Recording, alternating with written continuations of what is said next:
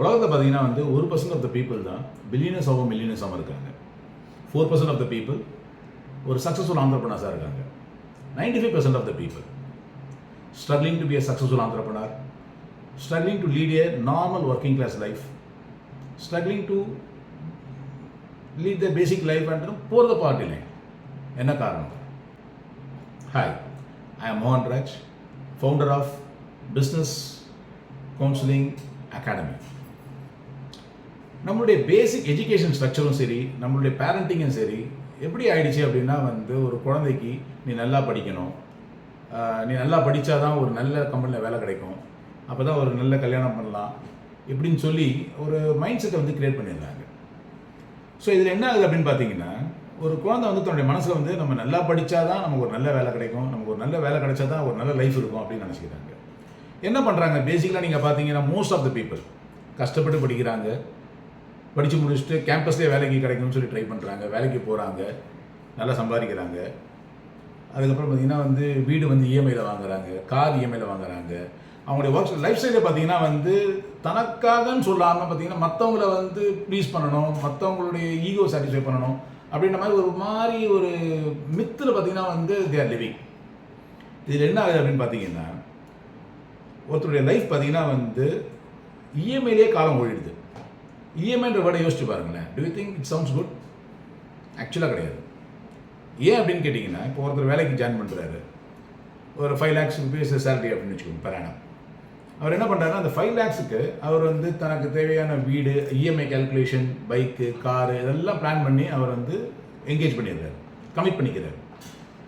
Next year பார்த்தீங்கன்னா அவருக்கு salary increment வருது, இல்லை ஒரு நல்ல வேலைக்கு போகிறார். அடுத்தது பார்த்தீங்கன்னா ஒரு 7 lakh rupees per annum வருது. உடனே தன்னுடைய கமிட்மெண்ட்டை அந்த 7 lakhக்கு ஏற்ற மாதிரி மாற்றிக்கிறார். அதுக்கப்புறம் 10 lakhs சேலரி ஆகுது. அப்போ திருப்பி தன்னுடைய கமிட்மெண்ட் அவர் வந்து இன்க்ரீஸ் பண்ணிக்கிறார். அப்போ என்னென்னா, தான் ஆசைப்பட்டதெல்லாமும் சரி, இல்லைனா வந்து தனக்கு அவங்கள மற்றவங்க சுற்றி இருக்கவங்கள வந்து சொல்கிறதுக்கும் சரி, அதாவது வந்து நான் வந்து நல்லா சம்பாதிக்கிறேன், நான் வந்து செட்டில் ஆகிட்டேன், நான் கார் வச்சுருக்கேன், வீடு வச்சுருக்கேன் அப்படின்னு ப்ரூவ் பண்ணுறதுக்கும் அவங்க வந்து தன்னை வந்து கமிட் பண்ணிக்கிறாங்க ஆக்சுவலாக. அதனால் என்ன ஆகுதுன்னு அப்படின்னு பார்த்தீங்கன்னா, அவங்களுடைய லைஃப் ஸ்டைலே பார்த்தீங்கன்னா வந்து அந்த இஎம்ஐ கட்டுறதுக்காகவே வந்து வாழ்கிற மாதிரி ஆகிடுது. அதாவது வந்து ஜாபில் வந்து ஃபுல் டைம் எங்கேஜாக. ஸோ அது என்ன ஆகுதுன்னா, அவங்களால வந்து அதை தாண்டி அவங்களால எதுவுமே யோசிக்க முடியல. ஸோ ஒரு ஒர்க்கு போகிறோம், ஒர்க்கில் வந்து பயங்கர பிஸியாகிடுறாங்க.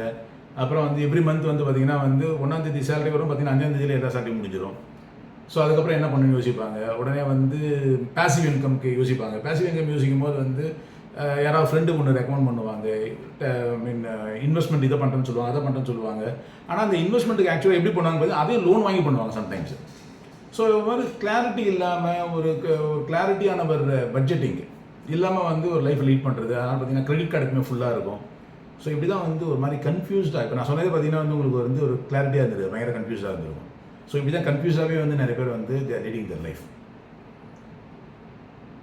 இதில் சில பேர் ஓகே நான் வேலை பார்த்துட்டு இருக்கேன், ஆனால் எனக்கு வந்து ஒரு பிஸ்னஸ் மேன் ஆகணும் அப்படின்னு சொல்லி யோசிக்கிறாங்க. யோசிக்கும் போது என்ன பண்ணுறாங்க அப்படின்னு பார்த்தீங்கன்னா வந்து அவங்க வந்து தான் சேர்த்து வச்ச ஒரு 10 லட்சம், 5 லட்சம், 20 லட்சம் வாட்டர் வெரைட்டிஸ் அதை வந்து ஏதாவது ஒரு பிஸ்னஸில் இன்வெஸ்ட் பண்ணி நம்ம ஒரு பிஸ்னஸ் பண்ணோம் அப்படின்னு சொல்லி அவங்களுக்கு ஒரு பிஸ்னஸ் தாட் ப்ராசஸ் இருந்துனே இருக்கும். ஆனால் பேரண்டிங்கும் சரி, நம்மளுடைய வந்து எஜுகேஷன் சிஸ்டம் சரி, இல்லை வந்து நம்ம சுற்றி இருக்கவங்களும் சரி, படித்து வேலைக்கு போனால் தான் பொண்ணே கிடைக்கும்னு சொல்லி ஒரு மாதிரி வந்து ஒரு மித்து கிரியேட் பண்ணியிருப்பாங்க. ஸோ அதெல்லாம் மீறி சில பேர் வந்து அவங்களுடைய பிஸ்னஸ் லைஃப் வரணும் அப்படின்னா it will take some time. But ஒரு இன்வெஸ்ட்மெண்ட்டை கொண்டு வரும்போது அவங்களுக்கு எந்த விதமான ஒரு கிளாரிட்டியுமே இல்லாமல் தனக்கு தெரிஞ்ச ஒரு ஏற்கனவே ஒரு ஒர்க் பண்ணி இந்த இண்டஸ்ட்ரியிலேயே வந்து ஒரு பிஸ்னஸ் ஸ்டார்ட் பண்ணலாம் அப்படின்ட்டு, இல்லைனா நமக்கு தெரிஞ்ச ஃப்ரெண்ட்ஸ் ஃபேமிலி சர்க்கிள் யாராவது பிஸ்னஸ் பண்ணுறாங்க அதை பண்ணலாம் அப்படின்னு சொல்லிட்டு ஒரு இன்வெஸ்ட்மெண்ட் எடுத்துகிட்டு போடுவாங்க. அதுக்கப்புறம் பார்த்தீங்கன்னா அந்த பிஸ்னஸை ரன் பண்ணுறது வந்து தில் பி ஸ்ட்ரகிளிங். என்ன காரணம் கேட்டிங்கன்னா வந்து மேபி அந்த ஒர்க்கிங் கேபிட்டல் வந்து சஃபிஷியன்ட் இல்லாமல் இருக்கலாம். இல்லை வந்து ஒரு பிஸ்னஸ் வந்து நீங்கள் பண்ணும்போது இன்றைக்கி ஃபஸ்ட்டு நம்ம வந்து இன்வெஸ்ட் பண்ணுறதுக்கு இந்த அளவுக்கு அமௌண்ட் இருந்தால் போதும், இந்த அளவுக்கு பைசா இருந்தால் போதும். ஒரு 1 year 2 years down the line ஒரு எக்ஸ்பேன்ஷன் வரணும் போது அதுக்கு ஏற்ற நமக்கு வந்து ஒரு இன்வெஸ்ட்மெண்ட் தேவைப்படும். ஸோ இதெல்லாம் வந்து ஒரு பிளானிங்கே இல்லாமல் பார்த்தீங்கன்னா திடீர்னு வந்து ஒரு ஒரு 10 லட்சம் தேவைப்படும். அப்போ என்ன பண்ணுவாங்கன்னா, அதுக்கான ஒரு பிளானிங் இல்லாமல் இருந்து சடனாக போயிட்டு வந்து ஒரு 10 லட்சத்தை அரேஞ்ச் பண்ணணும்னு சொல்லும்போது அவங்க வந்து என்ன பண்ணுறாங்க, ஹை ரேட் ஆஃப் இன்ட்ரெஸ்ட்டில் வந்து லோன் வாங்கி அதை பிஸ்னஸில் போடுவாங்க. ஸோ இந்த மாதிரிலாம் ஒரு கன்ஃபியூஸ்டாக வந்து ஒரு கிளாரிட்டியே இல்லாமல் ஒரு விஷயத்தை பண்ணும்போது பார்த்தீங்கன்னா வந்து மெனி பீப்புள் ஃபீல்ஸ் ஆக்சுவலாக பார்த்தீங்கன்னா as per statistics 99% of the people who starts the business, own business, they fail. ஏன் அப்படின்னா அதுவே வந்து நிறைய பேர் சொல்லுவாங்க, பாரு அவன் பிஸ்னஸ் பண்ணால் அவன் ஃபெயில் ஆகிட்டான், இவன் பிஸ்னஸ் பண்ணால் அவன் கடன் ஆகிட்டான். இப்படி சொல்லும்போது வந்து மற்றவங்க வந்து பிஸ்னஸ் பண்ணணும்னு நினைக்கிறவங்க வந்து அந்த பிஸ்னஸை பண்ணுறதுக்கு யோசிக்கிறாங்க. காரணம் என்னென்னா, அவங்க பிஸ்னஸ் ஆரம்பித்தது வந்து இந்த மாதிரி ஒரு பேசிக் நாலேஜே இல்லாமல், ஒரு பிஸ்னஸ் பண்ணணும்னா நம்ம என்னெல்லாம் அனலைஸ் பண்ணணும் அப்படின்ற ஒரு பேசிக் அண்டர்ஸ்டாண்டிங் இல்லாமல் பண்ணுறதால ஃபெயிலியர் ஆகும். ஸோ அப்போ வந்து நம்ம வந்து பிஸ்னஸ் பண்ணணும், ஆனால் சக்ஸஸ்ஃபுல்லாக பண்ணணும் அப்படின்னா நம்ம ஒரு பிஸ்னஸ் ஆரம்பிக்கிறதுக்கு முன்னாடியே நம்ம வந்து ஒரு அனலைஸ் பண்ண வேண்டியிருக்கு. நம்மளால் வந்து என்ன மாதிரியான இன்வெஸ்ட்மெண்ட் பண்ண முடியும், நம்ம என்ன பிஸ்னஸ் பண்ணலாம், இந்த பிஸ்னஸ் என்ன மாதிரியாக ஸ்கேலப் பண்ண முடியும். அதாவது ஒரு பிஸ்னஸ் பண்ணுறோம் அப்படின்னா வந்து அதை அப்படியே பண்ணிட்டு இருக்கிறது வேறு. இப்போ ஃபார் எக்ஸாம்பிள் ஒருத்தவங்க மளிகை கடை வச்சுருக்காங்க, பார்த்தீங்கன்னா இப்போ 10 வருஷத்துக்கு முன்னாடி ஆரம்பிச்சிருப்பாங்க, இந்த 10 வருஷமாக அவங்க மளிகை கடை தான் வச்சுருப்பாங்க. என்ன சம்பாதிச்சான்னு பார்த்தா பெருசாக ஒன்று இருந்திருக்காது. அது வந்து not a business, that is not the call the entrepreneurship. அது வந்து சர்வைவல், அது வந்து ஒரு என்ன சொல்கிறது, ஒரு செல்ஃப் எம்ப்ளாய்மெண்ட் சொல்லலாம். ஆனால் ஒரு பிஸ்னஸ் அப்படின்னா we should be able to grow, we should be able to scale up, that is called business. So அதை பண்ணணும் அப்படின்னா ஒரு பிஸ்னஸ் பண்ணுறதுக்கு முன்னாடி என்ன மாதிரியான பிஸ்னஸ் பண்ணலாம், எது சன்ரைஸ் பிஸ்னஸ், எது சன்செட் பிஸ்னஸ், எதை பண்ணால் ஃப்யூச்சர் இருக்குது, ஸோ இயர்லி பர்ட் அட்வான்டேஜ் இருக்கா, இந்த மாதிரி பல விஷயங்களில் பல ஆங்கிளில் வந்து பார்த்துட்டு தான் ஒரு பிஸ்னஸில் வந்து நம்ம இன்வெஸ்ட் பண்ணணும். ஆனால் மெஜாரிட்டி ஆஃப் த பீப்புள் என்ன பண்ணுறாங்கன்னா வந்து ஒர்க் பண்ணுறதே சேஃப்னு சொல்லி பண்ணுறாங்க. நத்திங் ராங், நீங்கள் அதையும் பண்ணலாம். ஆனால் அதை நீங்கள் பண்ணும்போது நீங்கள் ஒரு நல்ல படித்து ஒரு நல்ல வேலையில் இருக்கணும். ஆனால் நீங்கள் சம்பாதிக்கிற பைசாவை எப்படி வந்து இன்வெஸ்ட் பண்ணணும், எப்படி வந்து ஹேண்டில் பண்ணணும் அப்படின்றதையும் நீங்கள் அண்டர்ஸ்டாண்ட் பண்ணணும். ஏன்னா வந்து அப்படி பண்ணால் தான் நீங்கள் வந்து ஒரு பீரியட் ஆஃப் டைமில் வந்து you will have a lump sum of amount. கடன் இல்லாமல் வட்டி வேஸ்ட்டாக கட்டாமல் நம்ம சம்பாதிக்கிற பைசாவை கரெக்டாக யூஸ் பண்ணலாம். Okay, so because business is not everyone's cup of tea, but டெஃபினட்டாக பிஸ்னஸ் பண்ணணும்னு நினச்சிங்கன்னா you can do it successfully.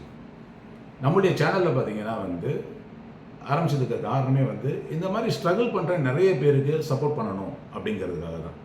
எங்களுடைய ஐடியாவே 2030 அட்லீஸ்ட் ஒரு 1 lakh பீப்புளை கைட் பண்ணி we want to make them be successful business people. இந்த சேனலுடைய நோக்கமே என்ன அப்படின்னு கேட்டிங்கன்னா வந்து எங்களுடைய சைட்லேருந்து ஜென்ரிக் ஐடியாஸை ஷேர் பண்ணுவோம். ப்ளஸ் நாங்கள் என்ன பண்ணுவோம்னா வந்து we will invite the experts in the business so that they can tell you about each business, the techniques of business, good and bad of doing some X business, some segment.